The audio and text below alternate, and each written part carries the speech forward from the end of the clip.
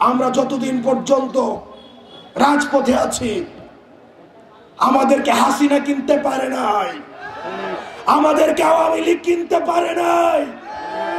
আমরা ত্যাক্ত কণ্ঠে বলতে চাই, এই তরুণ প্রজন্মের সাথে আপনারা যারা বেঈমানি করবেন, আপনারা আমাদের আসনের লোভ দেখাবেন, আপনারা বলবেন আমরা মুখ আসন ছেড়ে দিব, পার্লামেন্টে একটা সিট দিয়ে আপনারা আমাদেরকে কিনতে পারবেন না।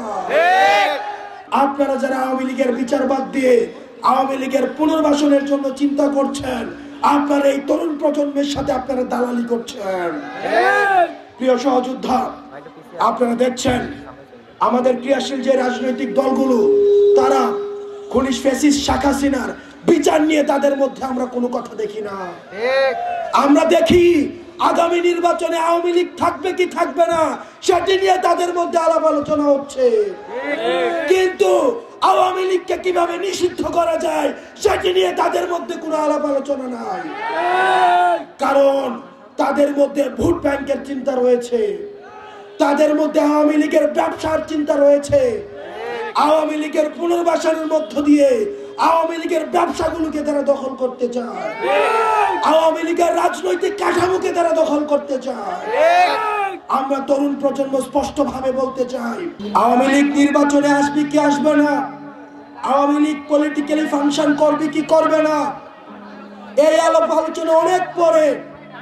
আগে খুনি হাসিনার বিচার নিশ্চিত করতে হবে, আগে ওবায়দুল কাদেরের বিচার নিশ্চিত করতে হবে, আগে আসাদুজ্জামান খান কামালের বিচার নিশ্চিত করতে হবে, আওয়ামী লীগের কমিটির লিস্ট ধরে ধরে বিচার নিশ্চিত করতে হবে, যারা বাক স্বাধীনতা হরণ করেছে তাদের বিচার নিশ্চিত করতে হবে, তারা জুলুম কায়েম করেছে তাদের বিচার নিশ্চিত করতে হবে।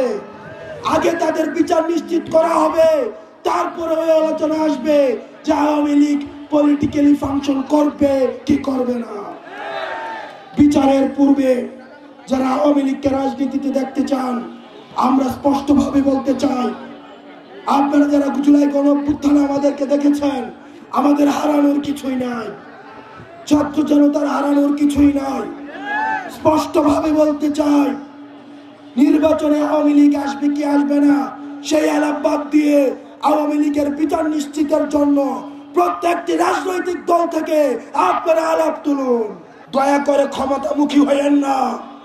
ক্ষমতামুখী যারা হয়েছে তাদেরকে দেশ ছেড়ে পালাতে হয়েছে। ক্ষমতামুখী না হয়ে আপনারা জনতামুখী হন। আপনারা যতক্ষণ পর্যন্ত জনতামুখী হবেন, তরুণ প্রজন্ম আপনাদেরকে সঙ্গ দিবে।